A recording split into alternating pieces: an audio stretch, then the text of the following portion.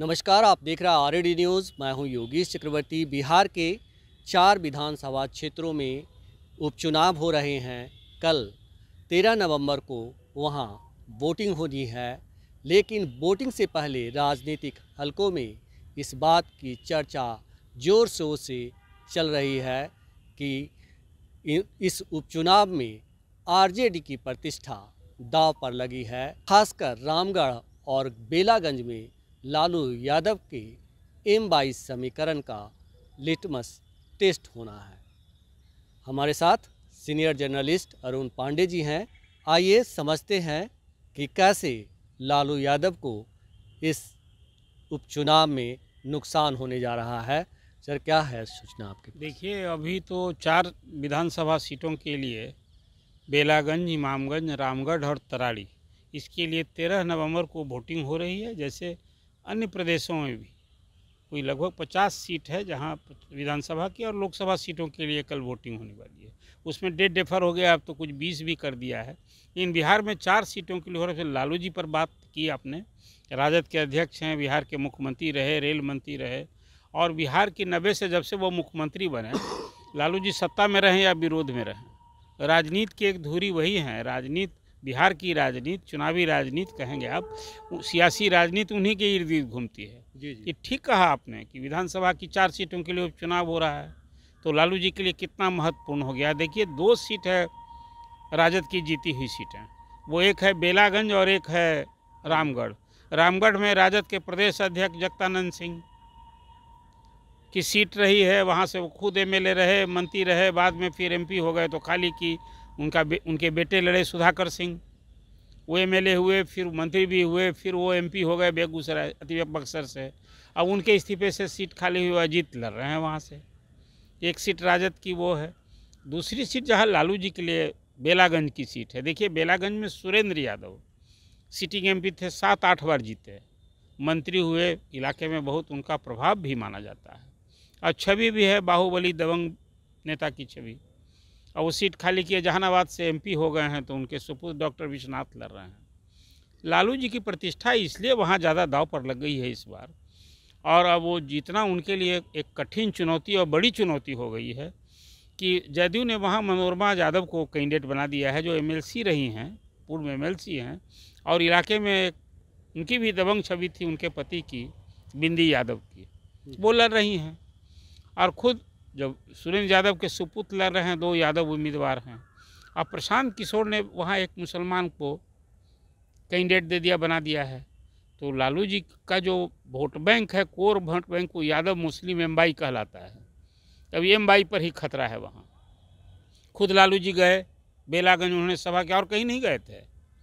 तेजस्वी भी गए वहाँ और ओसामा को भी वहाँ ले गए थे, अलग अलग सबकी मीटिंग हुई।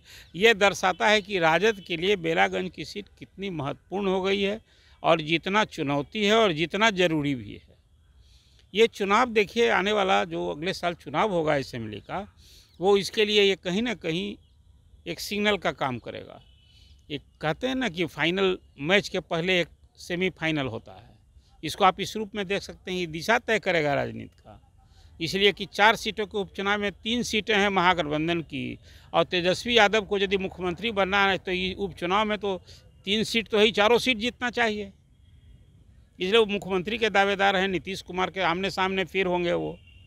तो एक तो बेलागंज की सीट ऐसी फंस गई है अभी, और रामगढ़ की भी सीट, अब वहाँ 2 ठाकुर हैं, एक MLA हैं अशोक कुमार सिंह BJP के, और वहाँ फिर दूसरे हैं जगदानंद सिंह के सुपुत्र 2 ठाकुर हैं, और बसपा के अंबिका यादव के भतीजा लड़ रहे हैं। वहाँ एक से MLA रहे हैं, वहाँ बसपा का प्रभाव उस इलाके में माना जाता है।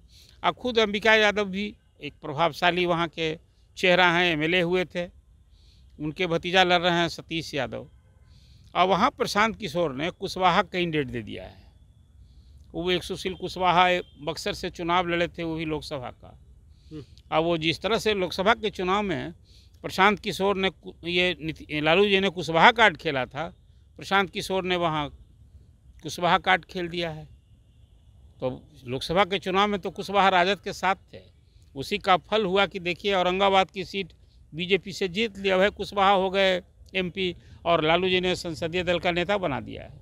और उस क्षेत्र में अभी काराकाट से इसको इसलिए कहना जरूरी पड़ेगा कि कुशवाहा चेहरा हैं, लीडर हैं। उपेंद्र कुशवाहा हार गए थे, वहाँ कुशवाहा जाति के ही राजा राम सिंह वो जीत गए हैं। राजा राम सिंह जीत गए, वहाँ से उपेंद्र कुशवाहा को हराया है।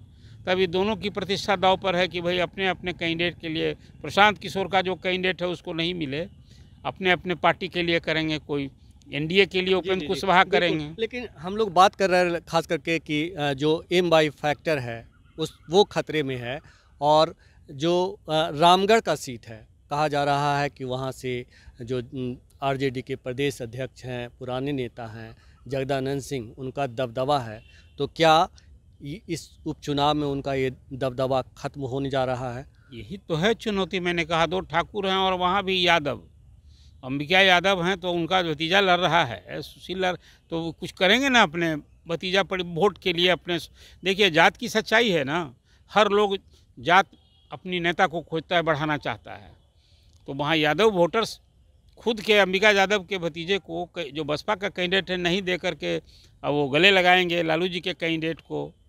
यही तो टेस्ट है वहाँ भी कि यादव वोट पर भी वहाँ कहीं दरकने का खतरा है।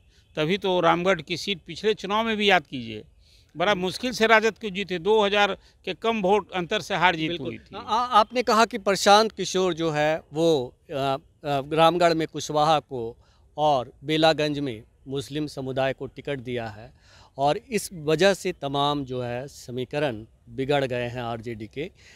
प्रशांत किशोर को आमतौर पे इसीलिए जाना जाता है, उन्हें बीजेपी का बी टीम भी कहा जाता है कि वो आरजेडी का खेला ख़राब करने के लिए आए हैं।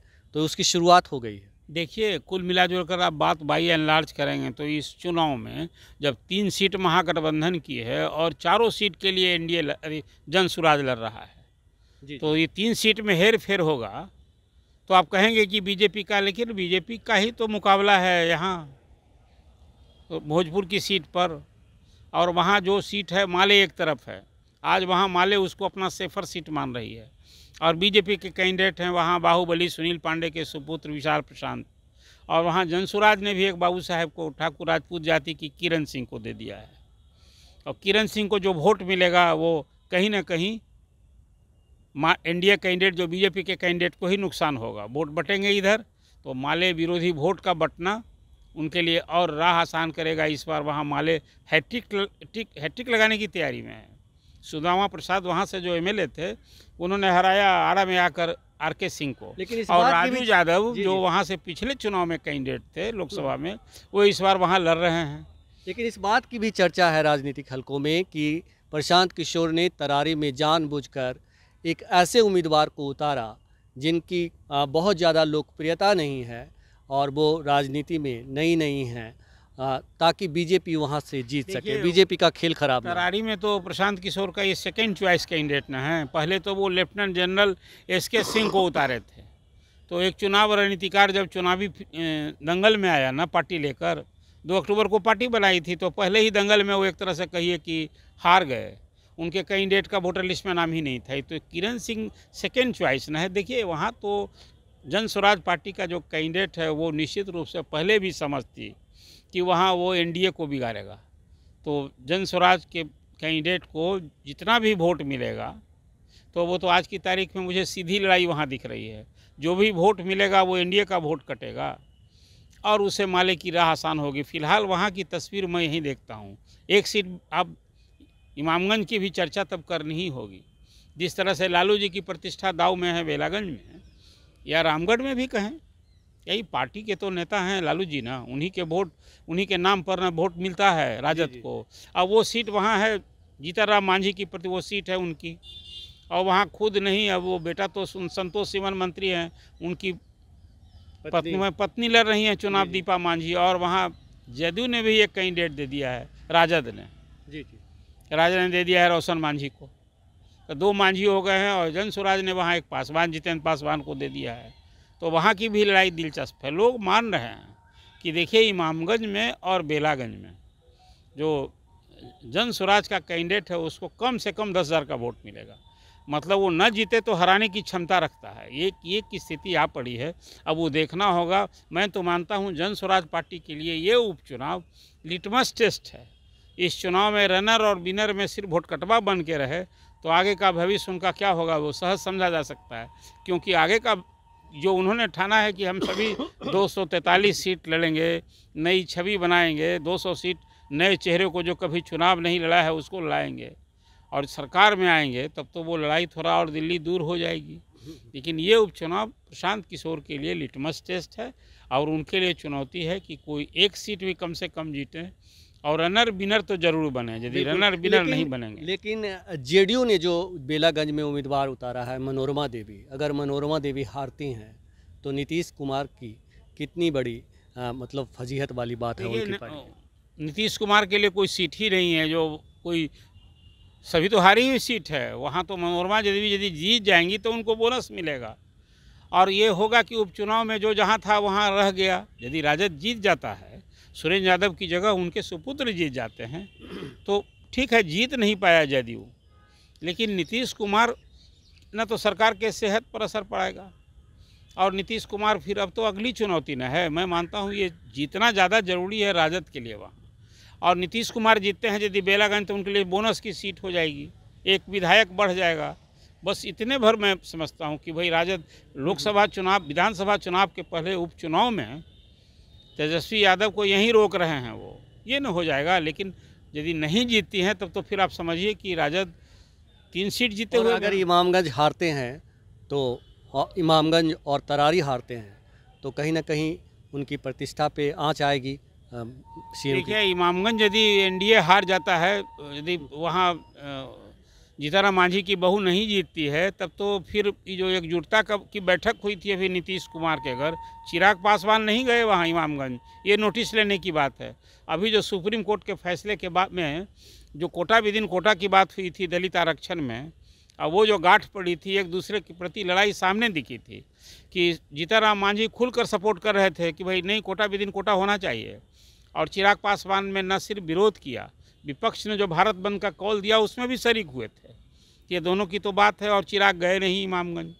तो यदि इमामगंज हार जाते हैं जीतनराम मांझी तो ये तो उनकी प्रतिष्ठा, भाई एमएलए से एमपी भले मंत्री हो गए, अपनी सीट नहीं बचा पाए। और प्रशांत किशोर तो कह ही रहे हैं कि हम जीतनराम मांझी को उनके घर में हराएंगे और राजद को रामगढ़ में रोल नंबर 3 और 4 पर ले जाएंगे।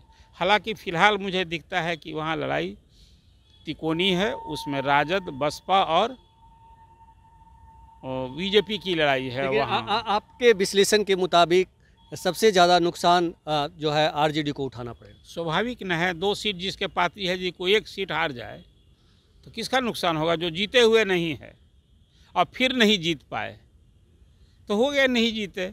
लेकिन जो जिसकी सीट है वो हार जाए तो नुकसान उसी का ना होगा। इसलिए मैंने आपसे कहा अपर हैंड तो महागठबंधन का है। बिहार में 3 सीट महागठबंधन की है, इसलिए राजद को ये तो चुनाव उपचुनाव जीतना ज़रूरी है। यदि नहीं जीतेंगे तो फिर 2025 के नवंबर का चुनाव नीतीश कुमार को यदि मुकाबला देना है, उनको चुनाव में सत्ता से बाहर करना है, तेजस्वी को मुख्यमंत्री बनना है, तो ये उपचुनाव तो हर हाल में जीतना चाहिए।